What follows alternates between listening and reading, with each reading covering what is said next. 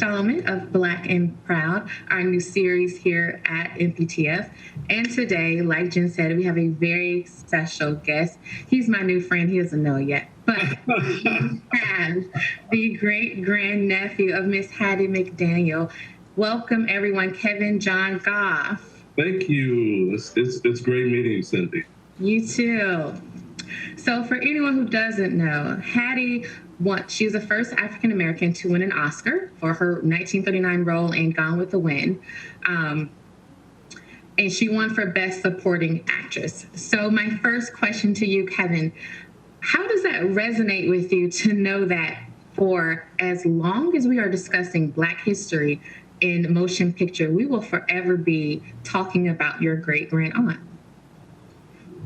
I think that is a beautiful thing. When you're a pioneer, when you're the first to do anything, there's a struggle in doing that. It's not something that usually comes easy. So you would hope that that person would receive, the amount of respect and acknowledgement that they deserve. And I feel that what you just stated, that Hattie's name it still brings value and it still resonates with people. I think that's a testament to what she was able to achieve in her career. Yeah, absolutely. And, I thought it was very interesting when I was doing my research to know that she received a plaque, not the statue. I didn't even know that back then, we hadn't got to the point where they were issuing the statue. She received a plaque.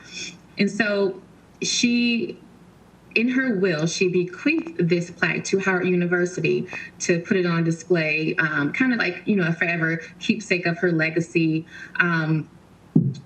to talk about the industry and the history of the industry. And so she left that when she passed away in 1952.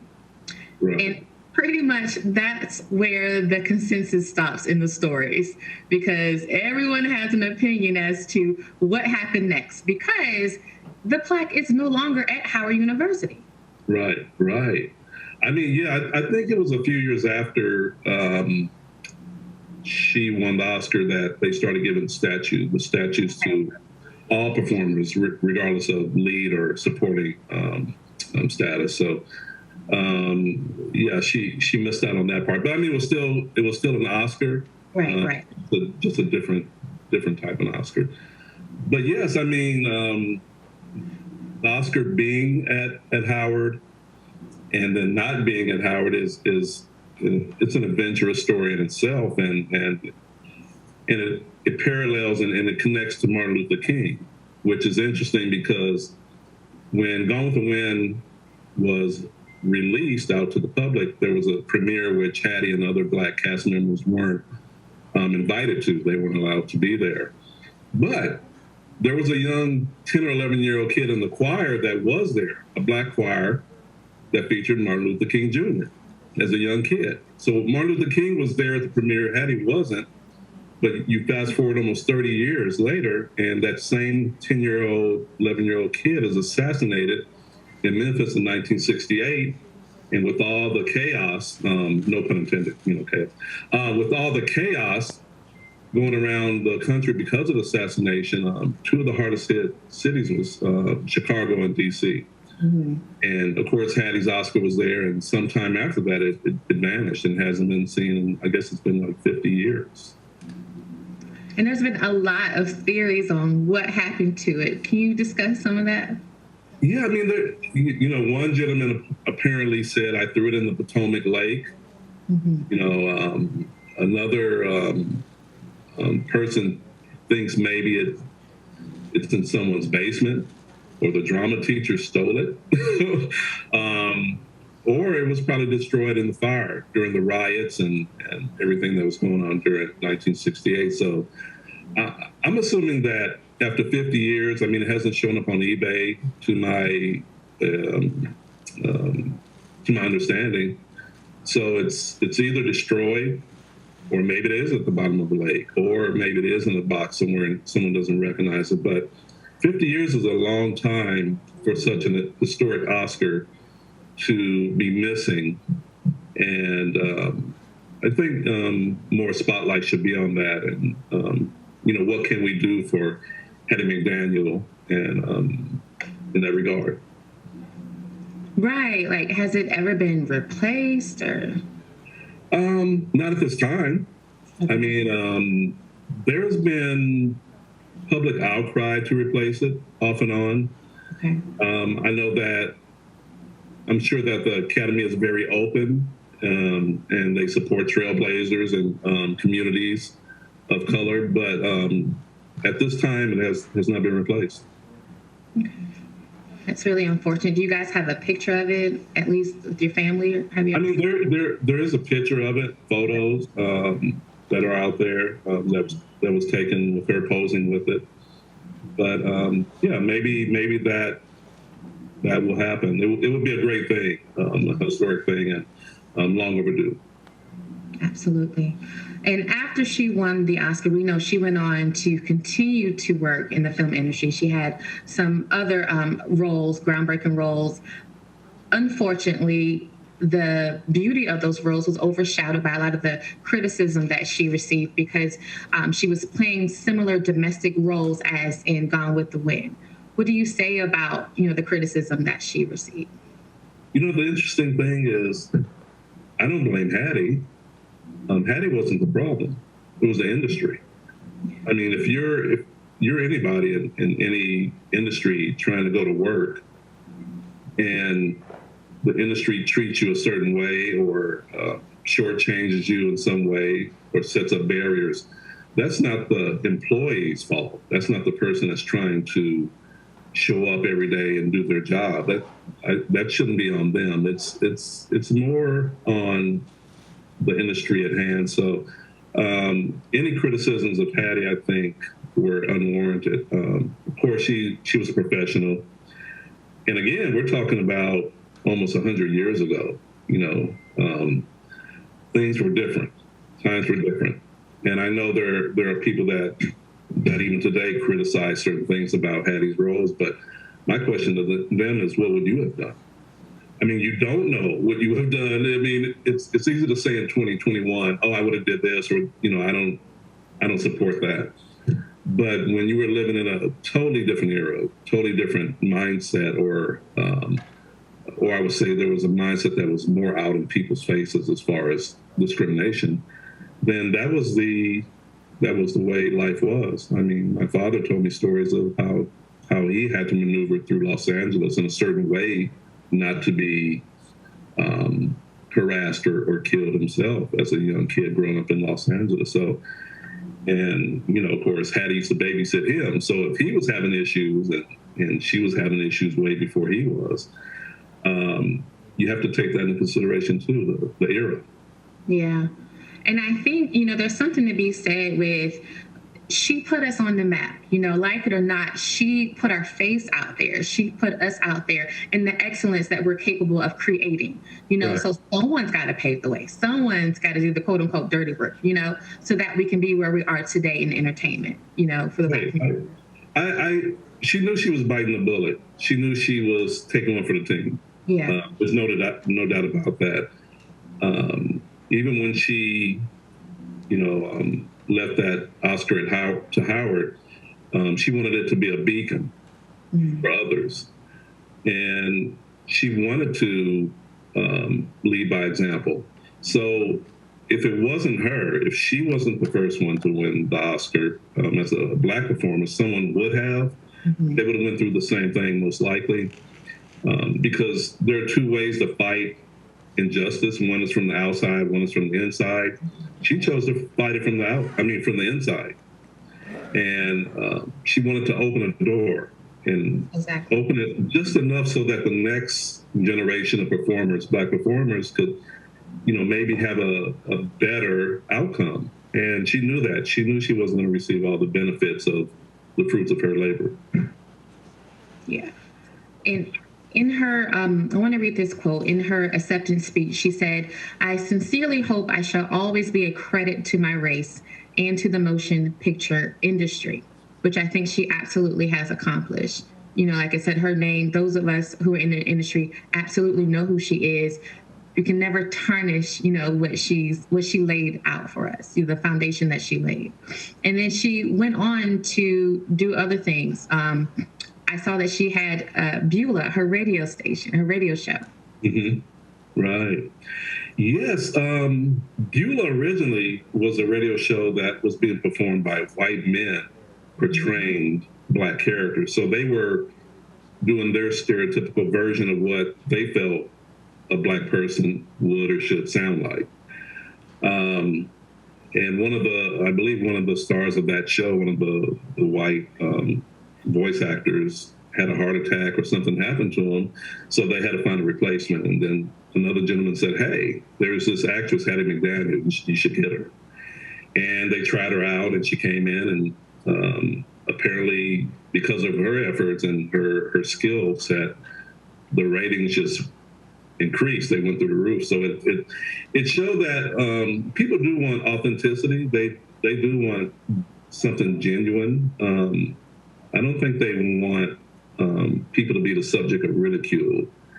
They want authenticity of what a person's about. I believe most people do. Yeah. And because of her work in radio and in film, she has 2 Hollywood stars on the Hollywood Walk of Fame. Yeah, let's get her 4 because she was a songwriter, and I didn't know for a long time, but it turns out she was a musician. She played the drums. So yeah, Hattie was on the Skins. Wow. And my understanding is she played with performers like Jelly Roll Morton.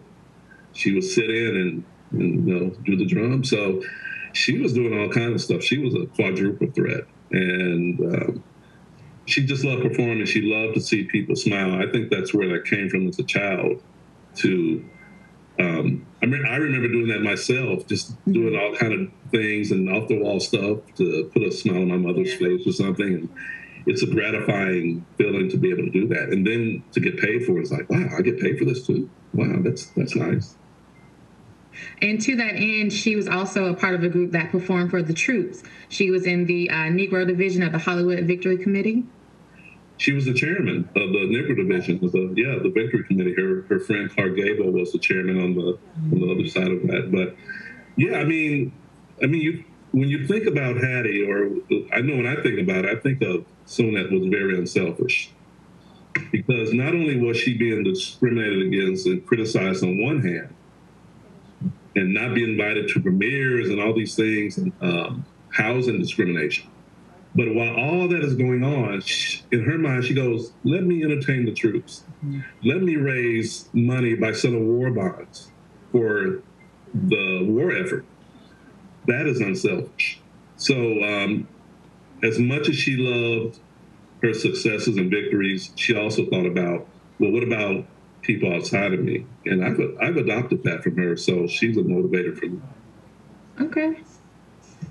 And she also got, in 2006, she was featured on a stamp. She's part of the Black Heritage series from the United Postal Service. Right. You know what? I was there for the ceremony in Beverly Hills over at the Margaret Herrick Library. And I remember it was great. Her great friend, Wonderful Smith, was there. He was an actor, performer, comedian, and I think he passed away maybe 2 years after that, but I got a chance to shake his hand. He and Hattie were great friends. So shout out to Wonderful Smith. Yeah, wonderful. And so out of curiosity, I just had a question for you. If you could speculate, if your great-grandaunt was here with us today and to see where we are in the industry, the Black community, how we represented it, how we represented what we've been able to accomplish as of 2021, what do you think she would say? I think she would be pleased with some of the advances. Of course, there are things going on just in the world, period, as far as people of color that is still a concern. There are issues that are still present. I've dealt with those issues myself as a Black man. So in recent years. So there are still hostilities out there. There's still certain attitudes that people shouldn't have in the world, but some do. And I preface some. So I think she would be proud to see what her legacy was able to affect for the future. And then on the other hand, she would look at some things that are like, we still need to work on these things over here. I don't think she would take her foot off the gas in that regard. Yeah, absolutely. And you're working on a project as well about her, right? Yes, actually, the goal is to do several projects on her and the McDaniel family. Her siblings were performers too. As a matter of fact, she was the youngest of 13. And when her brothers and eventually her sister Etta went on the road to perform, she wanted to go, but at the time she was too young. So she wanted to go on the road. She begged her parents, please let me go on the road. I want to perform, and she wore them down. She wore them down.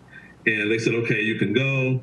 So she was doing, the vaudeville stuff and, doing the circuits and her and her sister, Etta, I believe in 1914, formed their own production company called the McDaniel Sisters. Awesome. I mean, think of that. Here are two Black women in 1914, the early 1900s, producing their own projects and performing for people. So she was doing a lot before Gone with the Wind, before she got into Hollywood. Of course, she was on the radio in the 1920s. She was writing songs. And wow. I mean, I just want to do like 1% of what she did, and I would be like, okay, I'm good. So she was on it. She was really very busy. But the thing that really shocks my brain is imagine what she would accomplish if there were not the barriers. Right. I mean, she did so much regardless, but she could have tripled what she did as far as content and output. Yeah. There's been, of course, as you know, a lot that's been written about your mom. A lot has been produced and said about, your mom, your great-grand aunt.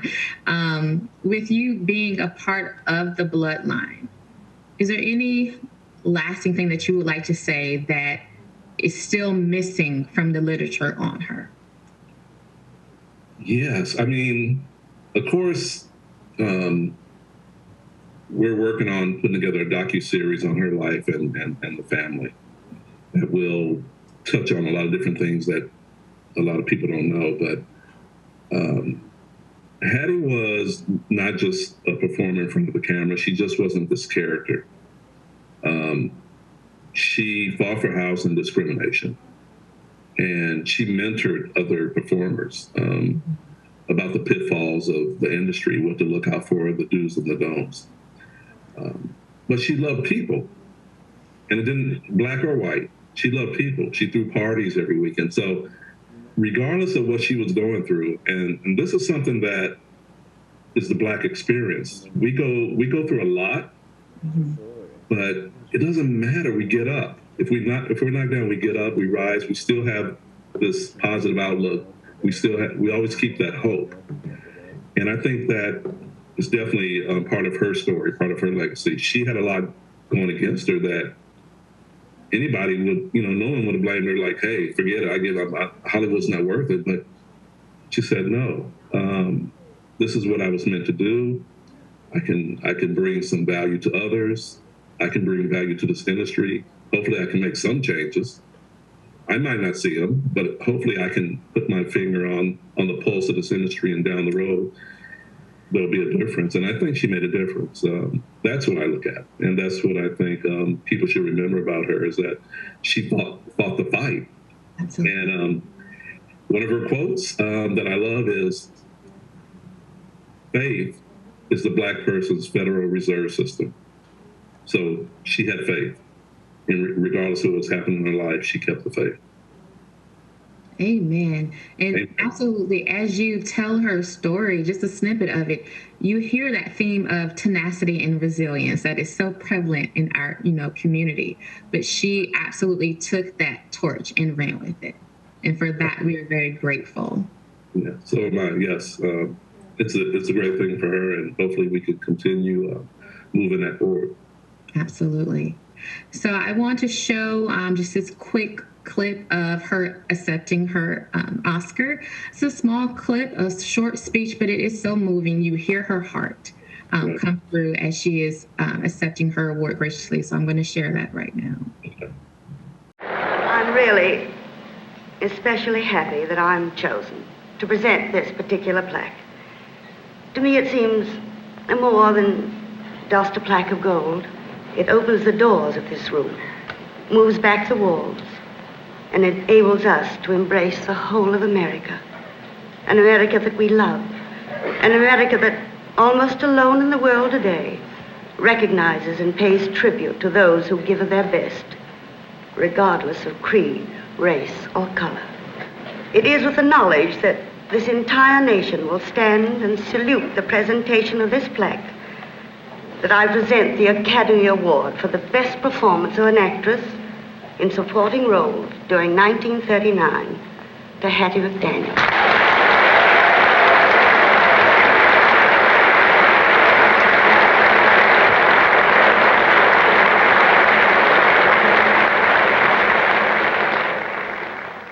Academy of Motion Picture Arts and Science, fellow members of the motion picture industry, and honored guests.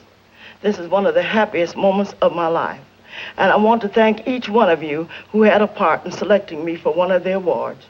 For your kindness, it has made me feel very, very humble, and I shall always hold it as a beacon for anything that I may be able to do in the future. I sincerely hope I shall always be a credit to my race and to the motion picture industry. My heart is too full to tell you just how I feel. And may I say thank you, and God bless you.